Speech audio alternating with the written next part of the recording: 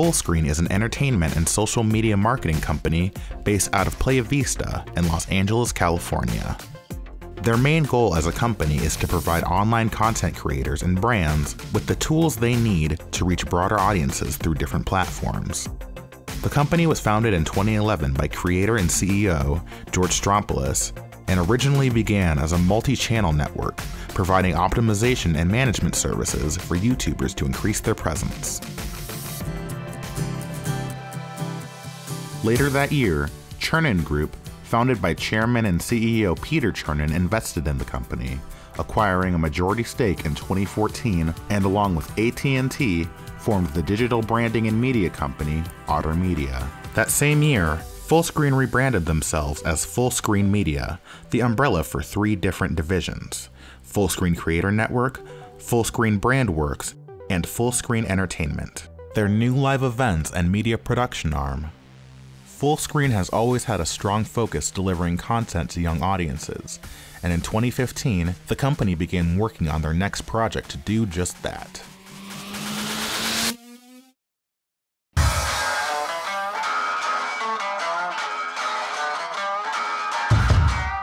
In September of 2015, Fullscreen announced that they were developing their own subscription video-on-demand service under the same name. Fullscreen, which of course bears the name of the company, will be debuting early 2016, and we couldn't be more excited about that. And after much anticipation, on April 26, 2016, Fullscreen's SVOD service was launched.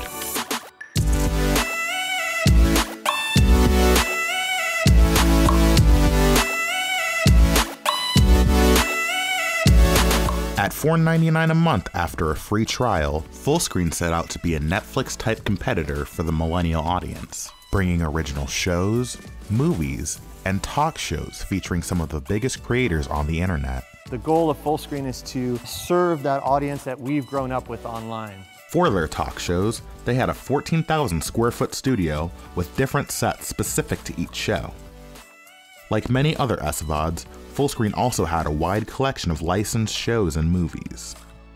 By the end of 2016, Fullscreen had approximately 1,000 hours worth of content to offer their subscribers.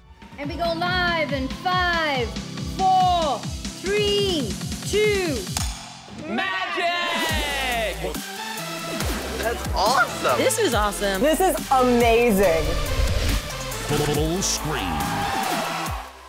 Over the course of the next year, Fullscreen would work towards increasing their slate, greenlighting and adding dozens of originals featuring more online stars, along with a number of reputable mainstream celebrities.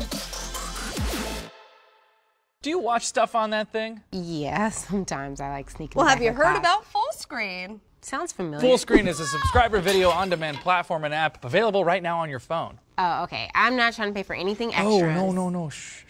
It's available to you at no cost for a whole year. Listen, he's not a very good... Since the company was owned by AT&T, in November of 2016, Fullscreen began offering 1 year free to existing AT&T members. In an effort to gain traction and increase the service's visibility, Fullscreen also released apps for Roku and Apple TV, along with adding the network to the Amazon Channels lineup. With all the increased awareness in the SVOD, it seemed that Fullscreen had finally found its footing. Unfortunately, the sign of times started to become very clear later that year when it was reported on September 7th that Fullscreen had laid off 3% of their workforce. A portion of those affected were staff working on the streaming service, and this decision began to prove that there were issues. This Fullscreen thing, I really want to keep doing the show here, and I really want this to be successful because I love it. We're getting better guests, we have a set, we have a crew, we have things we can do. I want to make this show huge. To do that, we need more of you guys on Fullscreen. I'm just keeping it real. That's it. If you have The layoff was said to allow the company to restructure their strategy with the focus on their original programming. That will be our primary focus going forward, said George Stroumboulous in a statement. This prompted the company to release their list of upcoming shows scheduled to premiere that fall. A few of these would manage to make it to air. The rest, not so lucky. Hey guys, so I wanted to talk really fast about Fullscreen. So if you haven't heard, the app is over. On November 11th, 2017, it was announced that Fullscreen Media would be shuttering their streaming service after a year and a half, following strong efforts to keep the project afloat since September. George Stroumboulous gave a statement to all SVOD staff, stating that despite the growth and success they had attained with their efforts, the service was, quote, limiting their ability to invest in their creator, brand, and Rooster Teeth divisions that have more established scale. This left all of their full-screen original shows and movies without homes and the fall slate in limbo. Subscribers received an email on the 18th of that month thanking them for watching and notifying them of the impending shutdown. The SVOD would cease all operations effective January 5th, 2018. Fullscreen also tweeted a personalized message letting their audience know that while the streaming service would end, they'll continue making other projects with creators. They'll just have a different home. The decision to shut down was given out very suddenly to the employees and even hosts at Fullscreen. So like a lot of people lost their jobs very quickly with no Was there any heads up about it? No. That's insane. People flocked to mourn the loss of Fullscreen, making it apparent that the service had in fact gained a growing audience. For more insight on this, I turned to former employees from Fullscreen's talk show division. Hi. Hey Katie. How's it going, man? Going good. How you doing? Doing good. What was your overall experience like working at Fullscreen? It was honestly a really good experience. The entire team was cool, from our executive in charge of production all the way down to the editors and the other assistant I worked with. It was honestly a great experience in so many ways. It was crazy in a lot of ways. We got to push the envelope in terms of censorship and stuff. Just a crazy editing job. And working in talk was lovely. We were basically told, like, we have all this money, we're going to just keep doing this forever. And then that rapidly changed when they realized they could just, again, get bought and sold. So they had to shut us down, basically. But the part that we were doing, the talk part, was actually doing well. It was the leader of the app, basically. Before the shutdown, were there any signs that it was going to end at some point or sometime soon? Nope, there are absolutely no issues that it was getting bad. It was actually getting good. From what I know is that they were breaking even, but the CEO, it wasn't turning a profit, so he just shut it down, even though it wasn't failing. The one sign it was going to end was the first layoffs, but they laid off people who were like working on the app, like engineers, like software engineers, and we were told we're fine.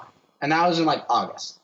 November rolls around and there was no warning. There was literally not a reason to think like, oh, yep, we're doing anything differently. Multiple shows were still had things on the books. At some point, they decided to pull the plug. There was no obvious audience loss sign or anything like that. It really was suddenly. It was a Monday. I literally was doing notes on a video.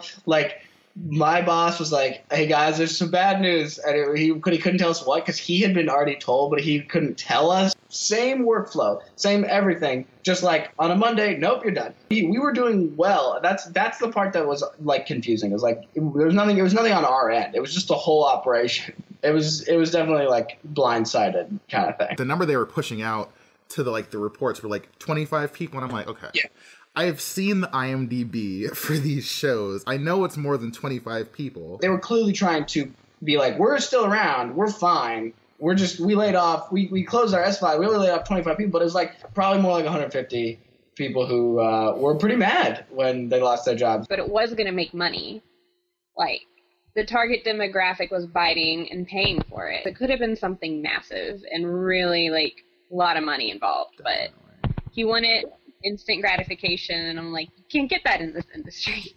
So all the other shows later in the run were doing really well, and they had to put more money in, but it was growing. We weren't growing fast enough for George's liking, and the company wanted to get bought by AT&T and have the people at the top get rich, which is fine, but we all lost our jobs. There was a point when people who had maybe gotten it for free all were not paying for it anymore, and I think that was around the time they were well, this didn't grow fast enough. And it was kind of bittersweet because they celebrated their 400th episode the day that they all found out they were getting laid off. So it was so sad. Part of that is that they would shoot these really fast on the sets. As Rutgers said, the executive producer, you never get to do 500 of anything. I did see your tweet when you said, I just lost the best job I ever had. Yeah, it was the best job I ever had. A simpler job that you could have, do weird creative stuff in, and I just don't know if that ever really exists, like in the same kind of way. Were you happy with what was put out? For who they were going for, target-wise, yes. It was good, solid content for their fan base, basically. It gave them what they want. It was insightful. I picked up on some stuff from watching the episodes. I was largely I mean, did I think everything we put out was good? No, not at all. I was very happy with the fact that it was like very like queer-friendly content. You know, there was like across the board, that was like a big part of it. It was sort of unlike, I think, a lot of traditional media spaces that way. It was a small post team doing it, and I think we did a good job, and we got to do some really ridiculous things. I enjoyed the experience of everything. I'll let you go. It was good talking to you. It was good catching up. Thanks for being here. I'm glad we finally were able to do this. Yeah, me too. Definitely. Me too. Bye. All right. All right. Peace. The business of content creation is tough. While the money is good with traditional networks, many studios and production companies don't want to be held back by ratings or FCC restrictions, so some will form their own service like Fullscreen. There are no more gatekeepers telling you what you can make and what you can put out there, and there's an audience for just about everyone. The difference between those services and Fullscreen, however, was the community.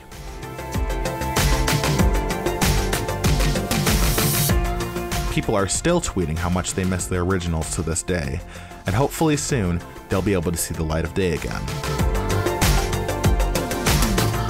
Through all their ups and downs, Fullscreen succeeded in building what they set out to create in the first place, a community.